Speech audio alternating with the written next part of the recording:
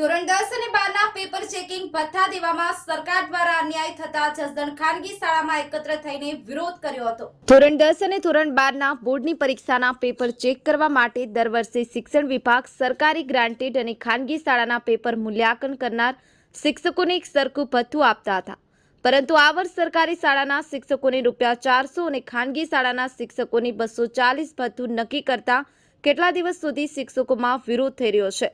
ત્યારે જસદણ ખાનગી શાળામાં પણ વિરોધ કર્યો હતો અને નિર્ભર શાળાના સંચાલક મહામંડળે પણ શિક્ષણ મંત્રીને ફરિયાદ કરતો પત્ર લખી બોર્ડના પેપરની ચકાસણી કરતા સરકારી ગ્રાન્ટેડના શિક્ષકો ₹400 તો ખાનગી શિક્ષકોને ₹240 શા માટે ચૂકવવામાં આવે છે તેવો સવાલ ઉઠાવ્યો હતો।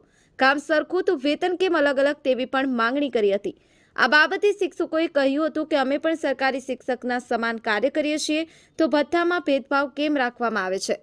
ચકાસણી કાર્યમાં ભૂલ થાય તો સમાન દંડ જ વસૂલવામાં આવે તો પછી મૂલ્યાંકનનો પણ સમાન જ આપવું જોઈએ તેવી જસદણ ખાનગી શાળામાં વિરોધ તો સૂર રેલાવ્યો હતો। ઉપેન્દ્ર તેરિયા, ન્યૂઝ 9 ગુજરાતી, જસદણ।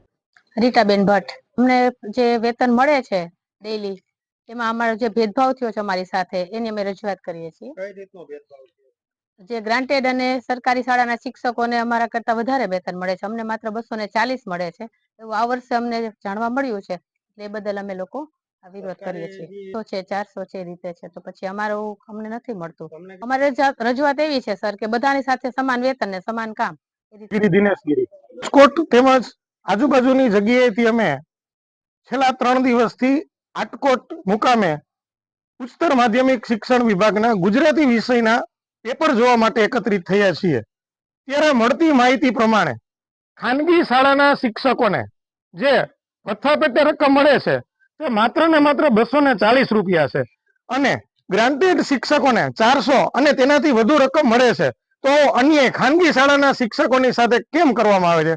સમાન કામ અને સમાન વેતન પ્રમાણે જો અમને આ ભથ્થું મળવા પાત્ર હોય તો એ માટે અમે સરકારશ્રીને રજૂઆત કરીએ છીએ। સર, આ જે ભથ્થું છે એ આ વર્ષે જ એવું થયું છે કે દર વર્ષે તમને આ રીતે આવે છે? ના, મળતી માહિતી પ્રમાણે આ વર્ષથી જ આવો ભેદ ભથ્થા બાબતે રાખવામાં આવેલો છે।